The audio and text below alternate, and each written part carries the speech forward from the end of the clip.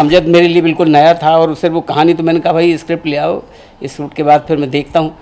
लेकिन क्या हुआ कि कहानी एक तो इतनी बढ़िया थी उसने, और जिस तरह से उसने कहानी सुनाई तो मुझे लगा कि पूरा काफ़ी डिटेल वर्क उसने कर रखा है स्क्रिप्ट के ऊपर। तो मुझे लगा भी कुछ महीने 2 महीने में स्क्रिप्ट दे जाएगा, लेकिन वो ऐसे टालता रहा और आखिरकार ये तय था कि फिल्म मुझे ही करनी है, मैं ही उसमें दादाजी का रोल मैं ही कर रहा हूँ। आखिर में हम लोग लोकेशन में पहुंच गए, तब मैंने उससे कहा कि भाई स्क्रिप्ट अब तो दे दो, अभी तो हम लोकेशन पे आ गए, लेकिन उस वक्त भी नहीं दी। आप यकीन मानिए कि हमने पूरी फिल्म की, लेकिन आज तक मैंने स्क्रिप्ट की शक्ल नहीं देखी।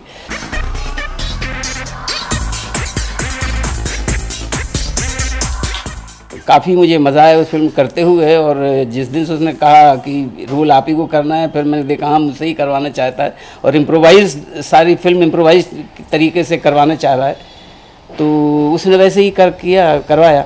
मुझे उस तरह के कैरेक्टर करने में मज़ा आता है जिसमें रातों की नींद ख़राब हो जाए और कैरेक्टर में डूबने में मज़ा आ रहा हो।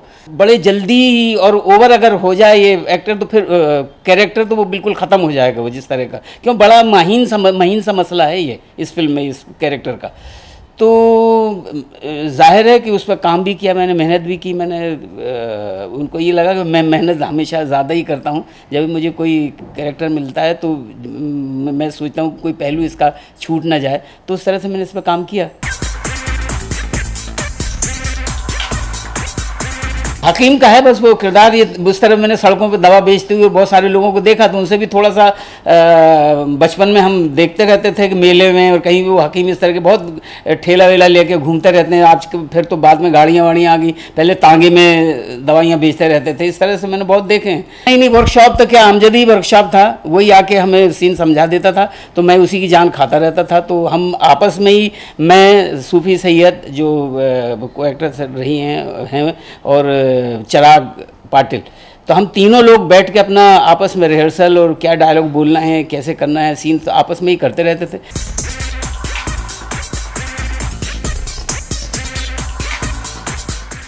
इस तरह का कैरेक्टर मैंने कभी किया नहीं था, और जिस तरह का कैरेक्टर है इसमें एक बड़ा मेरे ख्याल से कि अगर मैं ज़रा सा इसमें करूँ तो बड़ा छिछोरा कैरेक्टर नहीं है वो, और वो होने की बड़ी चांसेस थे। और अगर वो छिछोरापन करने लग जाए तो वो कैरेक्टर मर जाता। मुल्ला नसरुद्दीन मैंने जब किया था उसमें शायद खप जाता, लेकिन ये कैरेक्टर ऐसा है कि अगर आप ज़रा सा भी हो, क्योंकि उसकी बहुत कम उम्र की लड़की है जिससे ये बस इश्क की पेंगें बढ़ा देता है और उससे इश्क करना चाहता है, इजहार करता है इश्क का, तो बड़ा संभल के करना, क्योंकि एक बतौर नसीहत था ये, तो बड़ा डर भी लग रहा था मुझे कि ऐसा नहीं कहीं छिछोरापन ना हो जाए, तो बहुत संभल के कर रहा था मैं ये कैरेक्टर।